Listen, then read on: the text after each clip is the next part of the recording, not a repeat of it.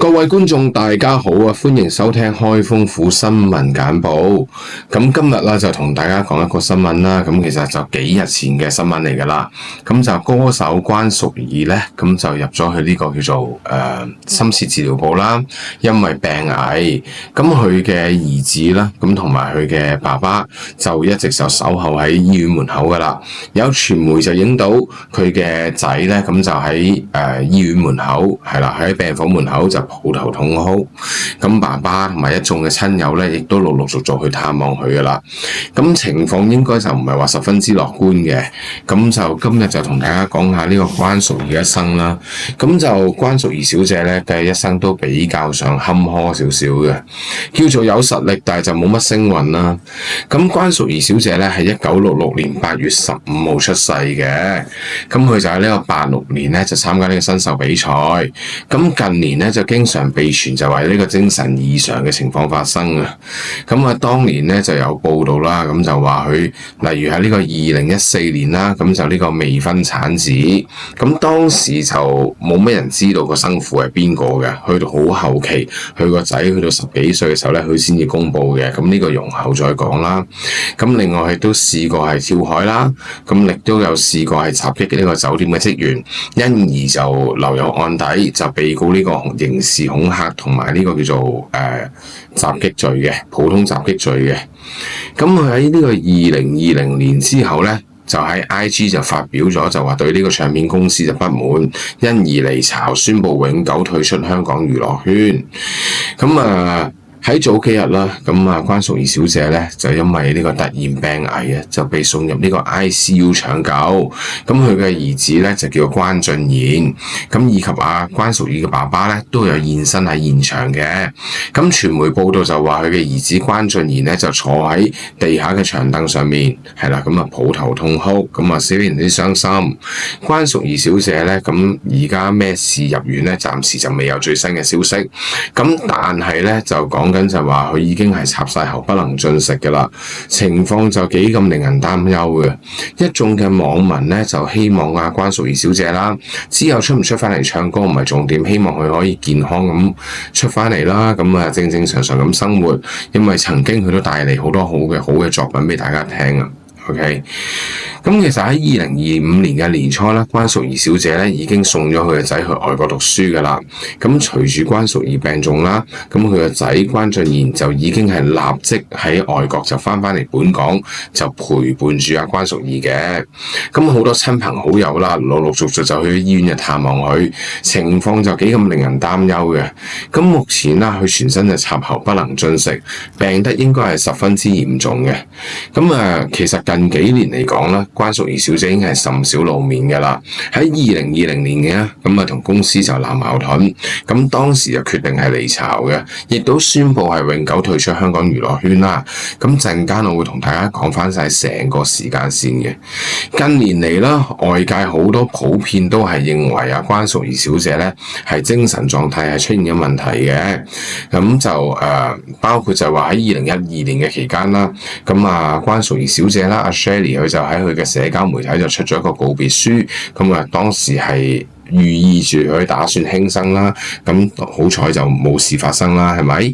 咁喺2016年嘅期間咧，佢喺屋企附近就墮海，咁好彩係成功得救。消息就話佢係因為同一個外籍嘅男朋友分手受情所傷。咁其後關淑怡就矢口否認啦，佢就表示自己飲醉酒失足墮海嘅。咁同之前另一位男歌手係同一個 case 啦，都係咁樣墮海啦。OK，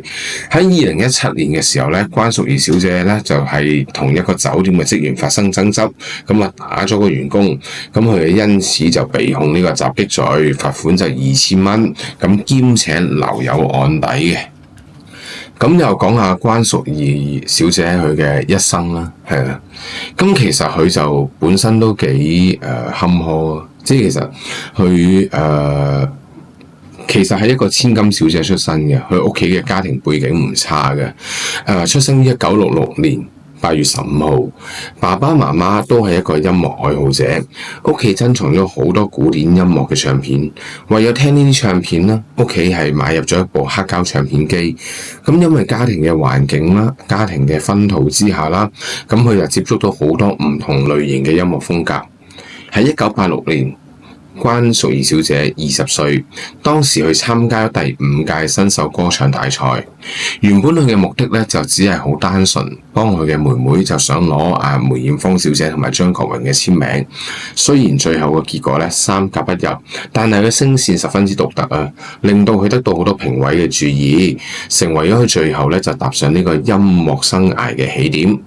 咁但係啦，喺呢個新秀比賽之後啦，關淑怡係並冇入行嘅，反而就去咗日本讀呢個 fashion design。但係因為由於生活苦悶啦，咁佢就覺得過得唔開心，咁因而就回流翻嚟香港啦。喺2年之後，1988年，佢就參加咗呢個 Marine Blue 嘅音樂節，關淑怡係勇奪冠軍，正式加入寶麗金，開始出道。喺1989年啦，佢推出佢嘅專輯冬戀。喺1989年同年啦，咁11月推出咗佢嘅成名代表作《難得有情人》。歌曲一出咧，佢就瞬間走紅，各大電視台啊經常就播呢一首歌。咁當時嘅所有新人獎啦、金曲獎啦，幾乎都係俾佢橫掃嘅。咁由於佢嘅唱歌嘅功力亦都十分之唔差啦，咁快歌慢歌基本上佢都可以好輕鬆駕馭嘅。出道2年已經可以同張國榮啦、林憶蓮啦一啲唔同嘅巨星同台領獎嘅。咁喺寶麗金20週年嘅時候啦，群星合影，關淑怡甚至乎係可以企喺 C 位嗰度，左右兩邊分別就係譚詠麟同埋張學友。咁可想而知，當時佢喺唱片公司裏面嘅地位咧係都非常之高嘅。咁可惜啦，好景不長，咁就喺佢最旺嘅時候啦，咁就殺出咗另一顆巨星出嚟，咁嗰個就叫做王菲。咁雙方嘅歌路係相近嘅。其實關淑怡佢本身嘅唱功都唔差，咁亦都個唱腔同阿菲係有少少相似。咁但係王菲嘅長相對我嚟講啦，我覺得阿菲係會靚過佢嘅。咁當時佢哋兩個就最大嘅競爭者嚟㗎啦。喺1994年嘅《歡樂滿東華》裏面啦，兩個人首次同台合唱嘅。咁同年啦，關淑怡就開咗一個叫做難得有一個關淑怡嘅演唱會，而王菲亦都唔落後，佢就開咗呢個最精彩嘅演唱會。咁由於關淑怡小姐啦，佢本身佢就大部分都係唱一啲翻唱歌，即係當時好興就喺日本買入一啲版權，然之後填個詞，舊曲新詞，咁然之後就俾佢去唱。咁關淑怡小姐對音樂方面都有佢嘅追求，佢好希望去做自己嘅音樂，咁因而咧就忙個不停，亦都因為咁啦。佢嘅情緒就開始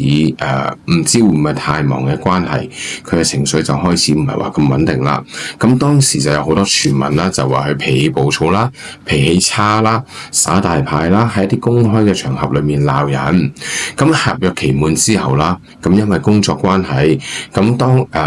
佢本身就原定係同呢個叫做唱片公司嗰邊簽約嘅，咁但係由於佢見唔到爺爺嘅最後一面啦，導致當時就同寶麗金反面，咁反悔唔續約。咁公司見你唔續約啦，咁就等於前嗰排嚴明熙咁嘅情況啦。咁見你既然都唔續約，咁冇理由繼續捧你㗎啦。咁公司唔再捧佢，亦都冇咁多渠道啦，冇咁多人脈啦，同埋資源去俾佢嘅時候，咁佢就備受冷待啦。咁其後佢出佢嘅 CD 專輯咧，亦都係銷量慘淡嘅。咁繼而啦，不幸嘅事件就繼續發生。咁佢嘅嫲嫲離世啊，關淑怡受雙重打擊，心灰意冷。當時就宣布係要暫別樂壇嘅。咁雖然暫別樂壇啦，佢暫別咗冇幾耐之後咧，佢就宣布復出。咁但係可惜啊，不溫不火就紅唔起。喺2002年期間啦，咁佢就未婚生子。咁當時嘅媒體啦、fans 啦，咁都係好好奇究竟嗰個圖係邊個經手人呢？咁當時因為經常見到阿關淑怡同阿曾志偉出雙入對，咁佢哋嘅行為亦都好親密啦，亦都有見過有媒體拍到佢同阿曾志偉一齊開車翻屋企嘅相。咁當時嘅粉絲同埋媒體咧都估計佢個圖嘅經手人係阿曾志偉先生。咁當然啦，其後曾志偉係多次矢口否認嘅。咁阿關淑怡佢呢一次嘅舉動啦，未婚生子就激嬲咗佢嘅唱片公司。咁唱片公司又表示強烈不滿，因為佢嘅行為損害緊公司嘅聲譽同埋公司嘅利益，咁因而就封殺佢，令到佢嘅情緒就更加唔穩定。咁雖然咧喺事業上面失意，咁但係關小姐咧亦都十分之痛愛佢嘅小朋友，為咗小朋友同埋佢嘅生計，佢接咗好多細嘅 job 去登台啊，接一啲細嘅 job 啊，一啲廣告啊咁樣，都仲可以維持佢嘅生活。2014年咧，關淑怡就公開佢生父嘅身份，係啦，阿關俊賢即係佢個兒子嘅生父嘅身份。咁佢個肚咧原來係經手人係一個不丹嘅活佛仁切呢個仁波切。咁佢哋嘅邂逅啦，咁啊比較上特別少少嘅，喺加拿大嘅巡演期間認識，咁當時一見鐘情墮入愛河啦。關淑怡小姐形容呢個活佛啦，咁話佢嘅人品係佢有生以嚟見過最好嘅一個，咁但係好可惜啦，佢呢個叫做有眼無珠，咁佢又喺睇人方面就唔係話就不及佢嘅唱功咁好。喺呢個小朋友出生之後啦，仁波切就徹底失蹤啦，冇承擔過任何撫養呢個小朋友嘅責任。咁喺隔咗一段時間之後啦，咁阿關淑怡就喺佢嘅社交平台就控訴呢個仁波切不負責任啊，並且就尋求大眾嘅幫助。好可惜呢一個行為並冇得到網民啦，並冇得到一般香港市民嘅同情心啦，咁反而就成為咗大家茶餘飯後嘅甜品花生啦。咁關小姐佢嘅事業就再度受到大幅嘅打擊，咁廣告商解約啦，登台嘅機會亦都減少，冇咩人再邀約佢，亦都冇 job 可以做，亦都因為咁嘅原因啦，佢就患上咗抑鬱症。喺50歲嘅時候啦，咁佢就係因為喺酒店度打交啊，咁就嘈交啦，繼而動武啦，咁就俾人告佢呢個刑事恐嚇同埋呢個普通襲擊，咁就有咗案底。2017年嘅時候咧，咁佢就同細佢23歲嘅男主播，一個叫做李佳廉嘅人拍拖咗半年。咁當時初開始啦，咁佢嘅聽眾、佢嘅 fans 啦，同埋一啲媒體啦，普遍外面嘅人咧都十分之唔睇好呢個戀情嘅。咁當時咧，有啲人就覺得關淑怡同一個細佢23年嘅男人拍拖，咁就覺得佢係純粹係為咗炒作，係啦，因為當時已經冇乜人氣㗎啦。咁亦都有外界認為就係話，李佳廉咧為咗名利方面先至會同阿關淑怡一齊，咁因為李佳廉都幾靚仔噶嘛，咁所以就俾外界批評，喂，你係咪食軟飯啊？成咁樣啦。咁你知男人就好罩忌呢樣嘢嘅，咁所以咧喺4月5號咧，咁所以咧佢哋半年時間左右啦，關淑怡就同呢個李佳廉就分手啦。咁分手之後，佢哋都係互相祝福對方嘅，希望對方可以揾到一個更好嘅伴侶啦。咁喺呢個2020年4月5號，關淑怡小姐就正式宣布永久退出香港娛樂圈。咁雖然佢退出咗娛樂圈啦，咁但係佢依然肩負起一個母親嘅責任，好悉心咁去照顧佢嘅兒子。由於冇兼父職嘅關係啦，佢嘅積蓄就好快用晒，生活就十分之緊絀。咁當時就有 post 過好多相出嚟啦，甚至乎因為欠債欠呢個酒店錢嘅關係啦，當時同酒店嘅職員係嘈起咗上嚟，亦都係俾啲媒體報導咗出嚟嘅。咁當時關淑怡嘅生活就相對地比較拮據㗎啦。咁但係母愛係偉大嘅。咁佢為咗佢嘅小朋友着想啦，咁佢就都繼續努力係去撫養佢小朋友，每一日都係帶佢嘅小朋友去公園玩啦，照顧佢起居飲食啊，教佢做功課啊，甚至乎每晚臨瞓前都會講故事俾佢聽，直至撫養成人啊。咁去到2025年嘅年初啦，咁佢就將佢嘅小朋友送去外國嗰邊生活，咁就希望小朋友可以更加生活得更加好啦。咁但係好景不常啦，都係咁就喺早幾日嘅時候咧，就被宣布就係話關淑怡小姐因為病重嘅關係就入咗喺 ICU， 咁而家就全身插喉嘅，咁就係咁啦。咁關淑怡嘅一生啦，其實喺事業運方面佢亦都非常之曾經有風光過，但係唔能夠講得上話係十分之順利。咁大概可以同大家講翻下關淑怡小姐嘅生平嘅時間線啦。喺呢個1966年嘅8月15號出世啦，1986年20歲參加新秀3甲畢業之後就去咗日本讀呢個 fashion design。1988年回流香港參加呢個 Marine Blue 嘅音樂節，攞到勇奪冠軍啦嚇，當時就簽約寶麗金嘅。喺1989年推出佢首張個人大碟《冬暖》，喺同年嘅11月推出一首叫做《難得有情人》。1992年寶麗金20週年呢個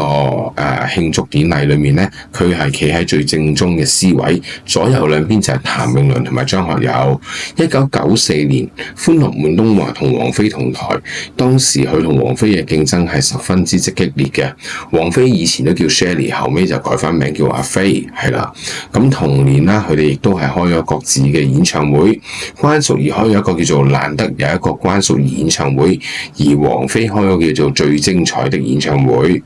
2002年關淑怡小姐未婚生子，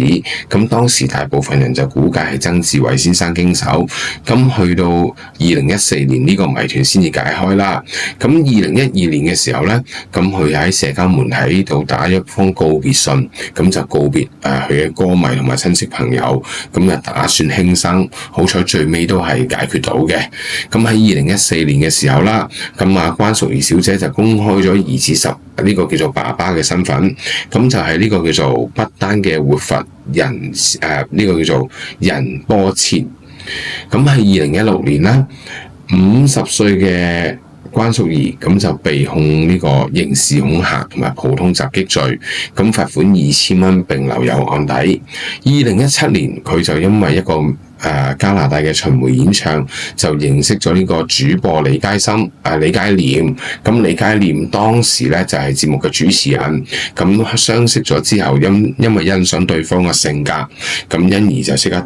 擦上呢個愛火花。可惜好景不常啦，由於外界一致唔睇好嘅情況之下，短短半年時間就宣布分手啦。喺2020年，關淑怡小姐正式宣布永久退出香港娛樂圈。咁喺2025年呢，關淑怡就係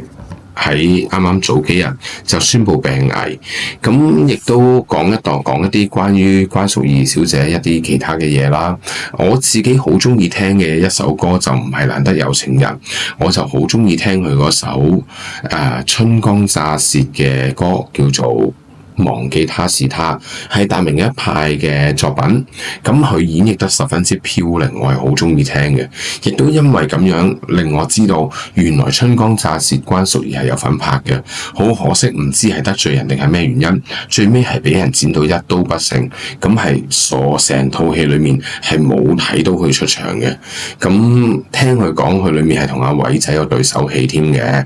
咁關淑怡一生咧，佢獲獎無數，佢嘅歌聲亦都係深受大眾喜歡嘅。咁好多首成名作品，有好多佢嘅出色嘅作品，亦都係攞到好多嘅獎項。咁今次呢件事發展到呢個地步啦，咁亦都希望佢可以大步攬過，身體慢慢康復，再健健康康咁出嚟見大家啦。咁今集嘅節目大致上係咁多啦，咁就多謝各位。